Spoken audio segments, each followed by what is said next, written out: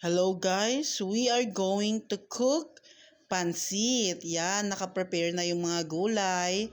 Yan, mga carrots, cabbage, yan yung mga seasoning, magic sarap, oyster, and yung pansit. Yan.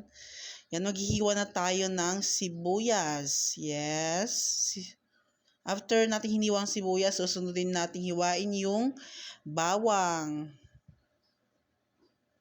After that, hiwain natin yung isasahog nating meat o karne. Pa-English pa yan. Hiniwa-hiwa ko na ng cute size para mas marami. Kasi kung malalaki slice ko, di parang onti lang yung sahog ng pansit. Ganyan lang, simple slice lang, cubes. And after that, nilagay ko na yung sibuyas and bawang. Sinunod ko na ang meat. And hinalo-halo ko lang to hanggang maluto. Yes, hinalo-halo ko hanggang maluto siya. Kasi pag hindi mo siya haluin, may chance siyang masunog. May chance. Ano yan? Invento na naman.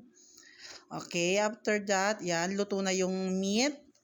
Yan, lumalabas yung mantika niya, ho. Unti lang nilagay ko mantika. And after that, nilagay ko yung water. Mineral water pa yan, ha.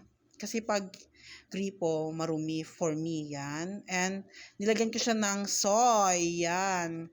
Soy, kinalahati ko yung bote ng soy.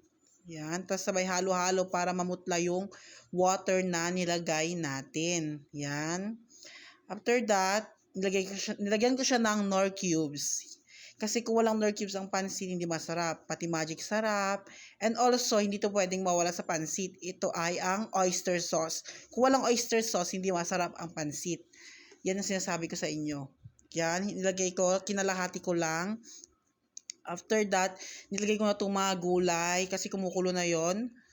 Ilagay ko yung carrots, beans, and isusunod ko dyan, ilalagay yung cabbage na nahiwa-hiwa na. Yan. Yan, nilagay ko na. And also celery. Yan. Nilagay ko lahat kasi sa mahal ng bilihin ngayon, dapat walang matitira. Yan. Halo-halo. Hinalo-halo natin yan. Next ay ilalagay na natin ang Mickey. Inuna ko yung Mickey. Ay, charot. Inuna ko yung, yan, pansit bihon. At susunod ko yung Mickey. Yan. Nilagay ko na. After that, halu-haluin ko yan para maluto yung mga bihon and Mickey. Yan, halo-halo. Walang katapos. Yes, halu-haluin natin yan. Halo-halo hanggang lumambot lahat nung bihon and Mickey. Halu-haluin natin. Parang sarap na naman. Mauubos agad tong pansit na niluto ko. Yan. At dito na ako nagluto sa may kahoy kasi pag sa tangke ako magluluto, napakamahal. Alam naman natin ang mahal ng bilihin ngayon, lalo tong gasolina, tong gasol. Umaabot ng 1,000 plus. Kahit nainitan na yung mata ko, sige, luto na lang. Basta wag sa tangke. Sa sobrang mahal kasi. O, yan na. Malapit na maluto. Ibus ko na lang yung sabaw niya para maluto ng ating pansit. Napakasarap, promise. Paresan mo ba ito ng Shanghai? Yan. This is the final look of our pansit. Natasha Pansit. Oh, eme pangalan. Thank you for watching.